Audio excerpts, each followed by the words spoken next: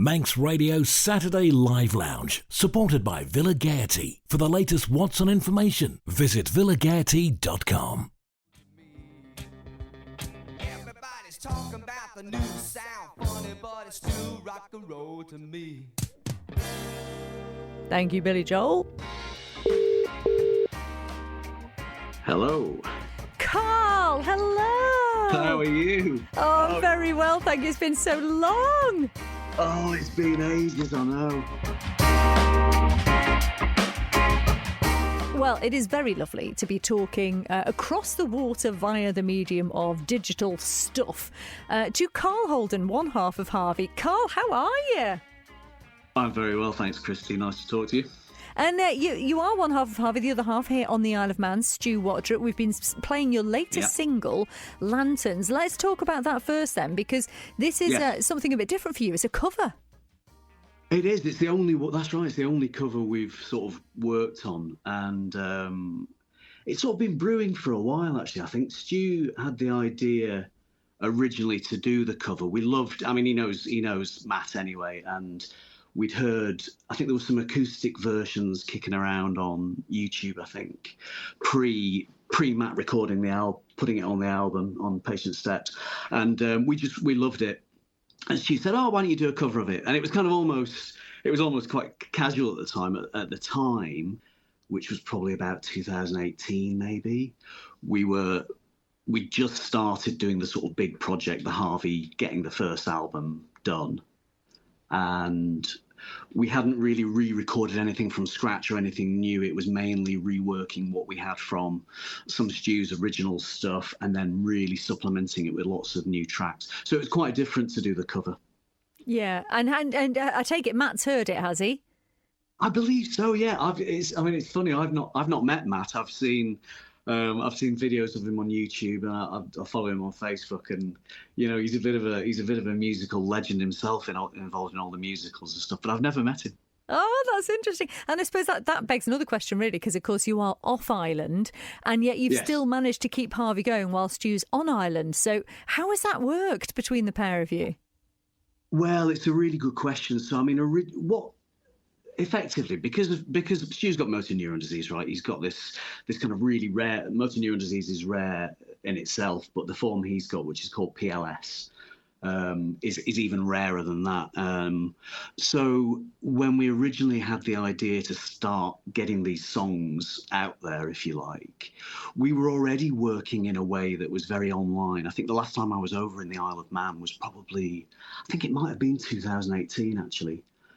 And so we'd done a couple of tracks when I came over, and then I went back and I went back home.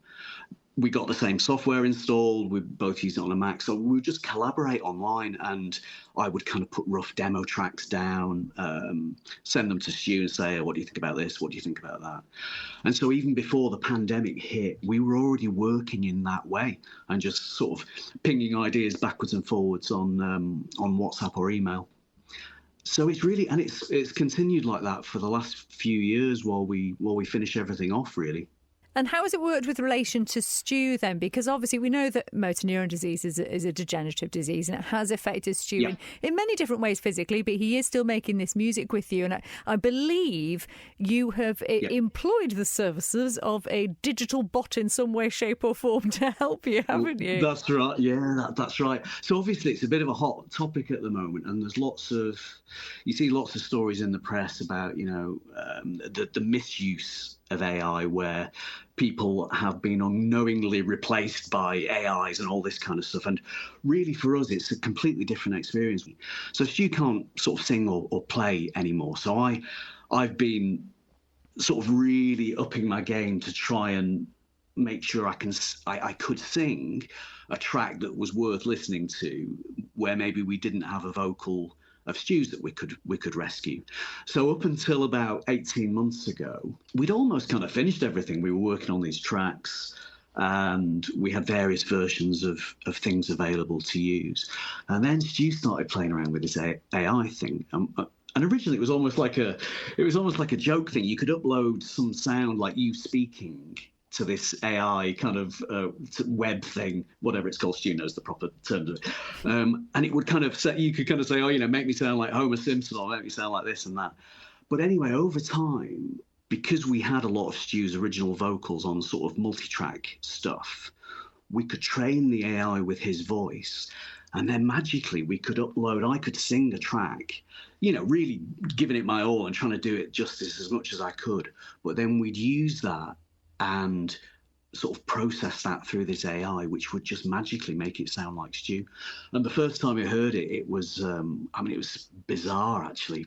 Kind of spooky in a way, but amazing at the same time. So suddenly I could sing a track, process it, and come back, add it into the main recording, and there it was. There was Stu singing. So it was amazing, really. So we've not done it on all the tracks. We've kind of been selective, but it's given us kind of creative options.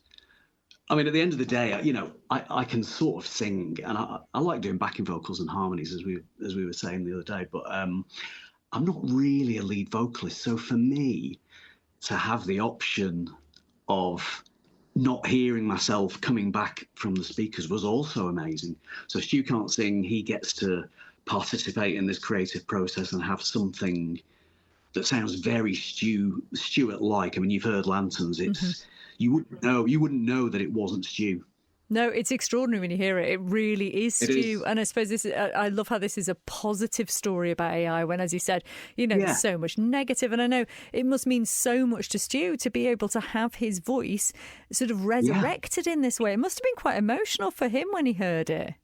Yeah, I'm sure it would have been. And we've sort of talked about it a lot in terms of that impact. And, I think if you're a really good singer and you've had this experience of AI where you've been replaced or something's been enhanced or whatever, that must be really frustrating, right? It's like you're up against, it's hard enough for musicians to make a living anyway. So that must be really tough. But for us to have it completely the other way around, where it was an option and just this ability I've become like a sort of voice donor, if you like. I've said, right, here's my raw track. It's as good as I can do it. Here you go, process it. Let's Stuify it. And it's almost like, I think of it as almost like it's like a guitar effects pedal. It's like, I'm the guitar being played, and then you press the button on the effects pedal, and that triggers the AI, which just takes my voice and just colours it and just makes it sound like Stu. I think the human brain is quite malleable, and I think it doesn't have to be perfect for it to sound how you want it to sound and to sound like Stuart. So yeah, it's been incredible for us, and I think it's much more. It feels like it's much more of a band as well, because I'm sitting there and I'll put down all these tracks and have a go at singing it, and Stu will sort of direct me and say, oh, well, how about singing it like this or doing it like that? But then to actually, at the end of that process, being able to come away and actually it sound like him, I think it's just brilliant. Mm.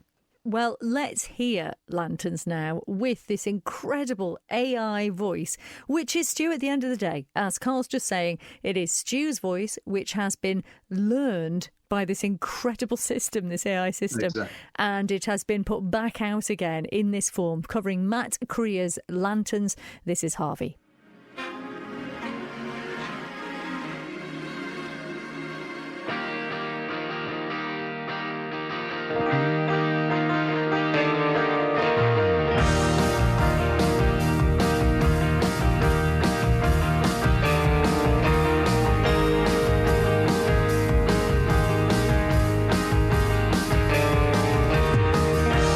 Light me up and hold me high, set me free.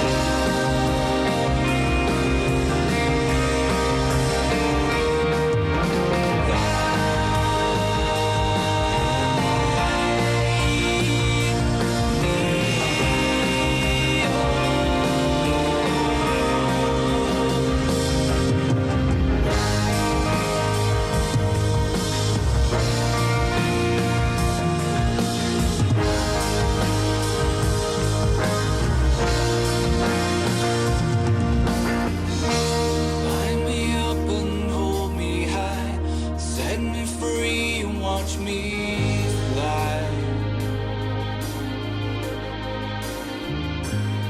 And for just the briefest moment, you can see which way the wind blows. Don't miss me when I'm gone. Celebrate my fleeting light. Light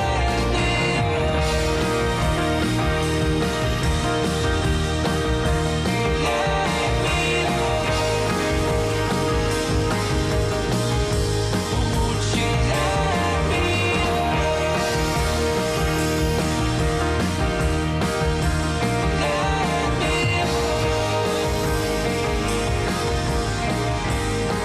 Won't you light me up? Isn't it incredible when you listen to it to think that that vocal has been produced by AI? Extraordinary. That is HARVEY and their cover of Matt Creer's Lanterns. If you've just tuned in, I am playing you a chat I had with Carl Holden from off of HARVEY across the water. He lives over in the UK there, and I caught up with him recently. Here's a little bit more of our chat. How did you and Stu actually meet? What is the story behind how you guys first came together? Well, it was back in the 90s in London, and we were both down there. I think I'd just graduated. I think Stu had been in London a little bit, but he put an ad in Melody Maker, and I was going through Melody Maker in the days where you could do that and do the small ads and stuff, and I just came across this ad. Stu sent me a tape. We met up, found that we were sort of fairly similar in outlook and similar taste in music and stuff, and we just started recording and playing. We were all living in this flat in Chalk Farm, and just round the corner from Creation Records. And it was just a great time. It was a fabulous time to sort of be doing it. And I think I'd done a lot of solo stuff, which I was never particularly happy with, if I'm honest. I've always enjoyed music, but really it was when we met Stu that it was like, yeah, this makes sense. And we wouldn't try and do anything fancy. It was always about the song. It was about good, simple melody, harmonies, nothing fancy guitaring wise, because neither of us could do that kind of stuff. But just, it was all about the songs. God, do you know, that's such a lovely story, and it's just so sort of old school and nostalgic listening to those references, actually meeting through Melody Maker. No, I was messaging you both earlier about the fact we were going to catch up today, and I said, is there anything in particular you want to talk about? And Stu messaged back and said, what about first and last initial idea? What does he mean by that? How is it? What does that bring up?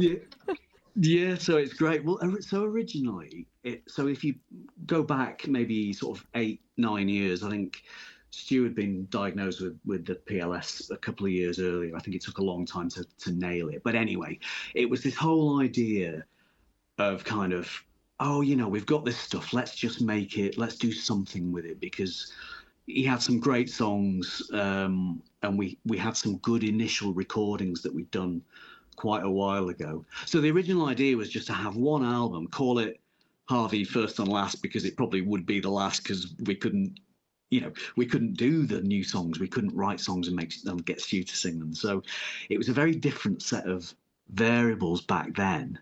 And the idea was just to put out one album, First and Last, and that was going to be it. Then as we started working together, and Lanterns was very much a part of that, where Stu was like, why don't we cover this? And I'm like, okay, I'll give it a go. And I would start recording it, and we'd come out with it. And at the end of it, you think, okay, that kind of works. Why don't we revisit some of Stu's old stuff that maybe we can't rescue the multi-track recordings and just redo what we can?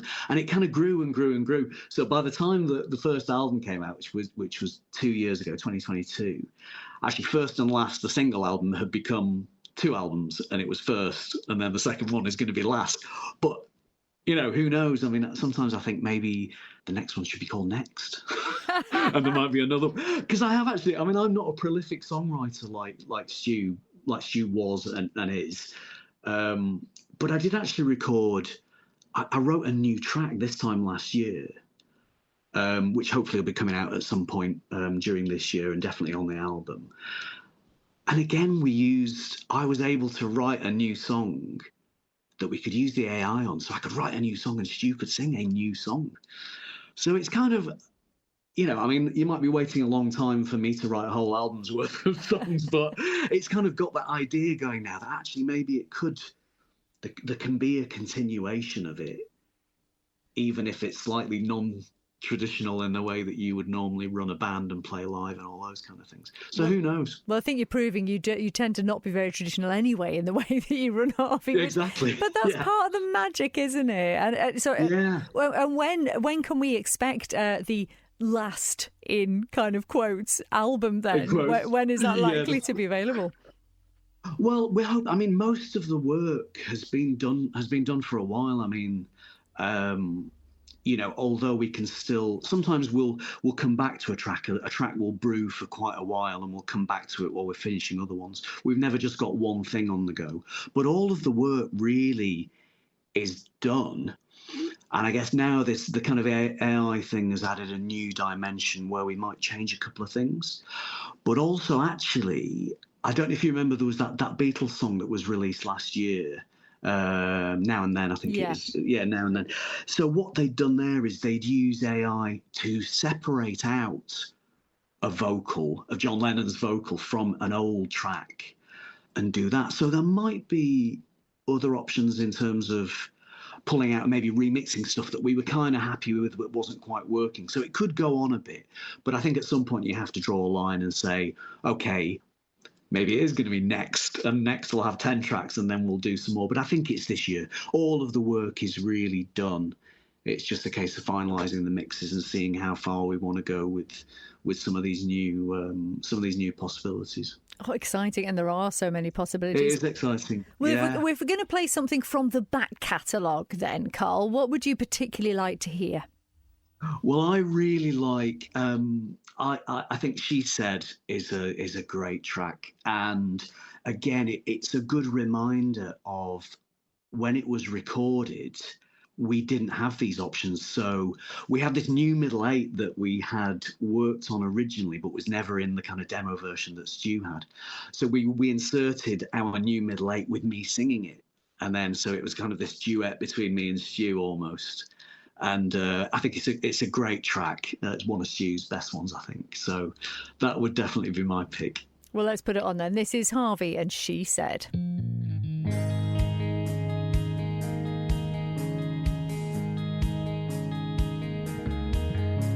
Spring the flowers grow, when seasons come they know it's time to break from ground, and guess what I've just found? You only get what you put in, she said, you haven't given me enough, she said,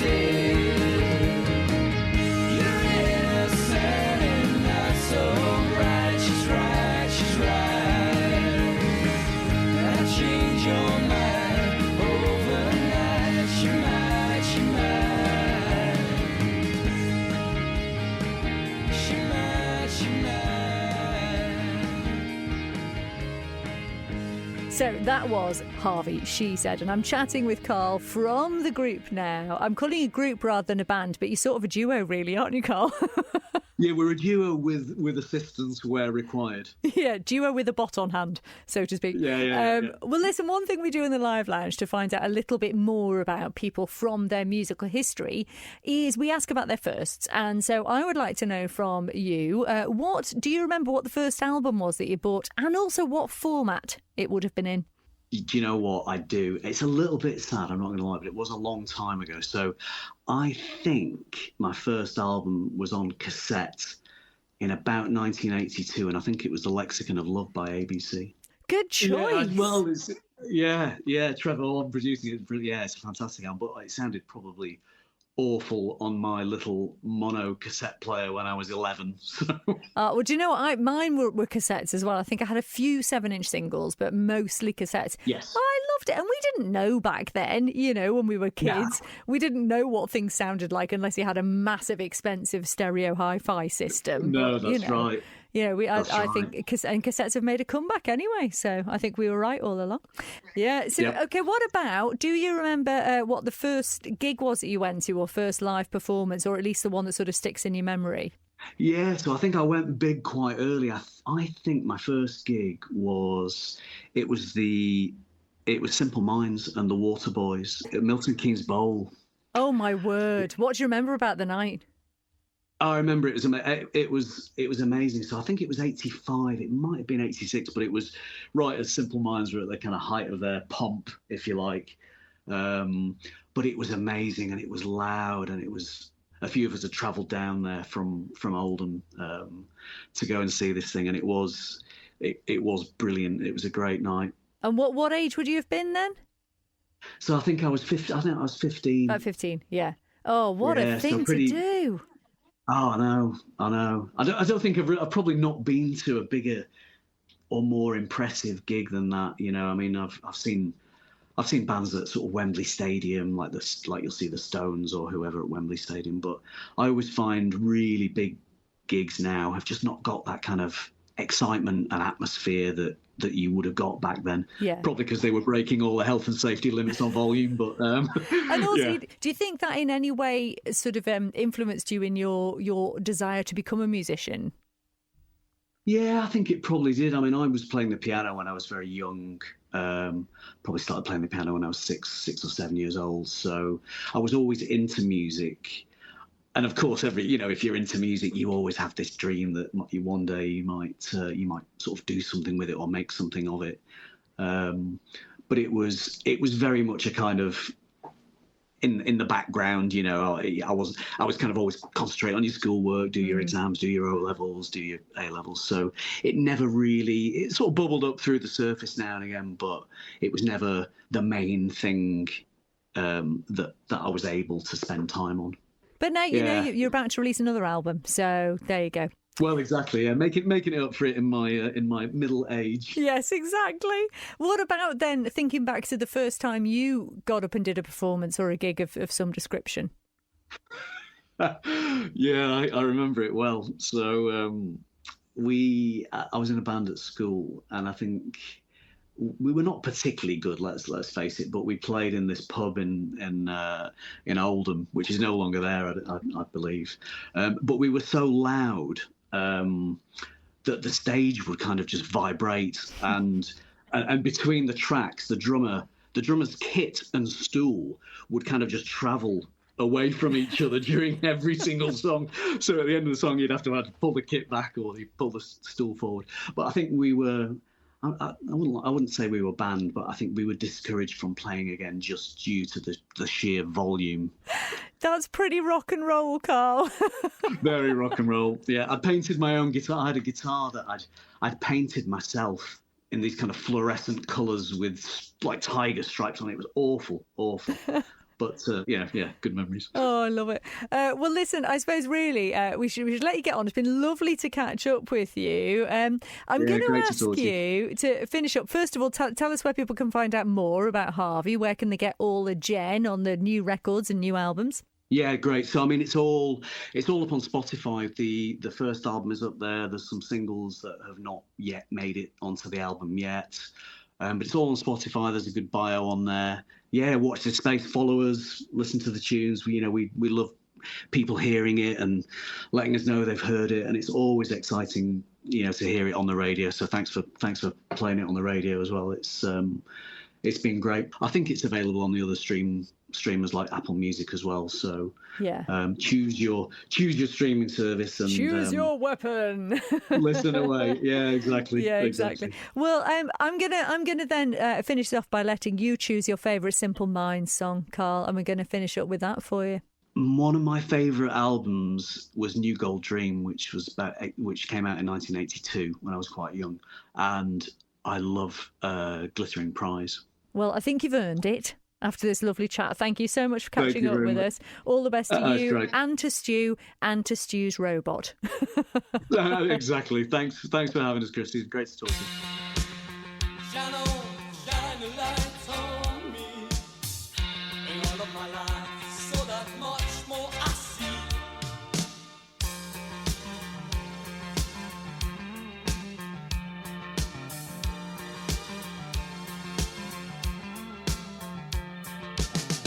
In the light of his love, in the light of reflection, one another's words, sometimes also it seems. Eyes to the sky, and a silver gift friendship. Glittering prize is the price of love. They can remember quiet side of midnight. They can remember attraction of pain. Like a glittering prize, I saw you up on a clear day. First ticking heart, then our last breath away. Once in a time was by your side. We were spending time, we were staring out.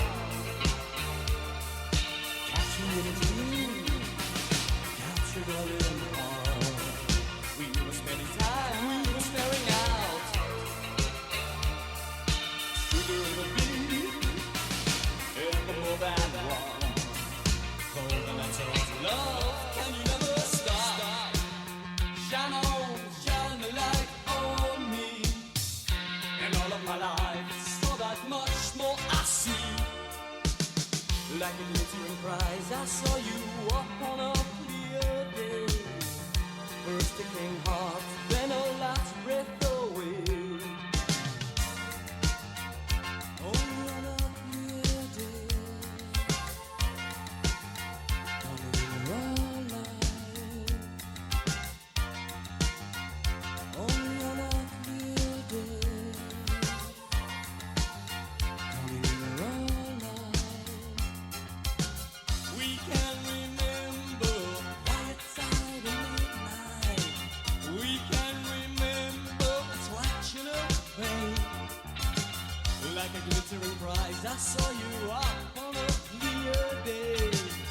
First ticking heart, then our last breath away. See it in the eyes, dark light sky. We were spending time, we were staring out. Taking more, endless breath from you. We were staring out, now we're staring in.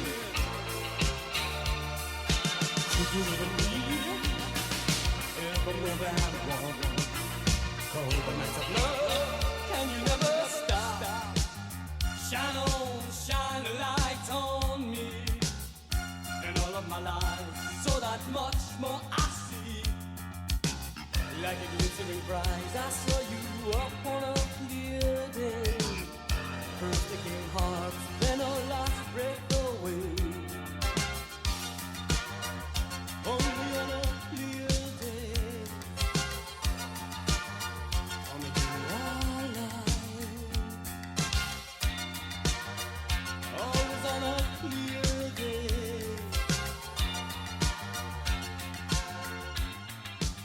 Is it the price of love? So there you go, that was Glittering Prize, Simple Minds, especially for Carl from Off of Harvey. We've been hearing how Stu had his voice recreated and brought back to life by AI after he lost the ability to speak and sing properly as a result of MND. Well, we got to hear Carl's first, and I thought, well, we need to hear Stu's first. And hey, if he can use AI to recreate his voice for singing, then I'm sure he can use AI to recreate his voice and tell us his firsts. So here is AI Stu. My first album was Deacon Blues' Raintown. I remember blowing my pocket money on it, but I fell in love with it there and then. First gig was in London. I found myself living near the Hammersmith Odeon in 1991. I used to pop down and get tickets off the touts for whoever was playing. The first gig was Del Amitri touring their first album. I remember Justin Curry, the singer, taking his top off and climbing the speakers. I've been a big fan, so it was a real treat. My first live performance was with Stories for Boys in 1987. We supported Clever Shirts on a wet Wednesday night at the now demolished MGM nightclub. If you stand in the Marks and Spencer's men's underpants section, you can just about sense the ghost of the MGM. Great memories.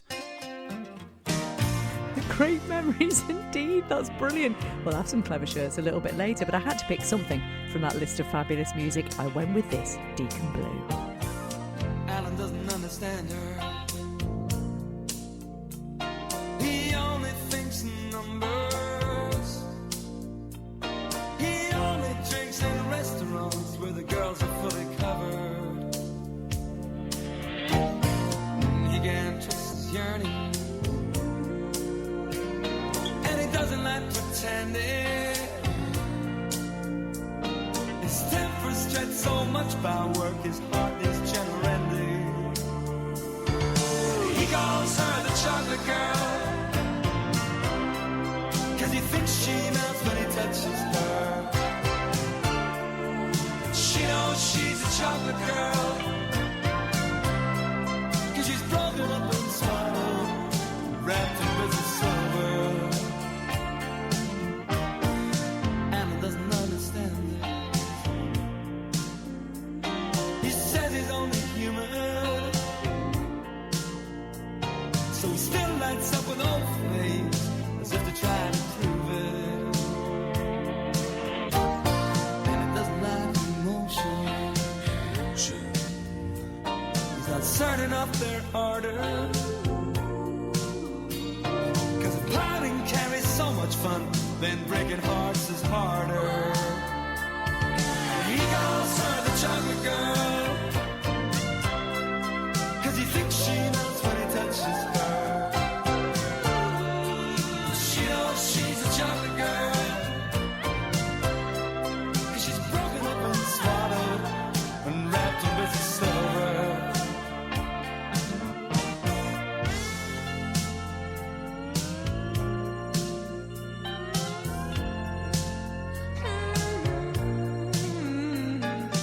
Alan doesn't understand her.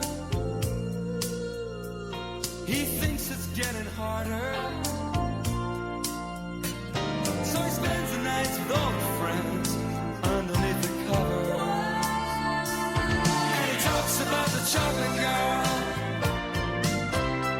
and how he thinks she melts when he touches her, and that she knows she's a chocolate girl, 'cause she's broken up and swallowed and wrapped in bits of silver. And he calls her the chocolate girl, 'cause he thinks she melts when he touches her. And she knows she's a chocolate girl, 'cause she's broken up and swallowed and wrapped in bits of silver.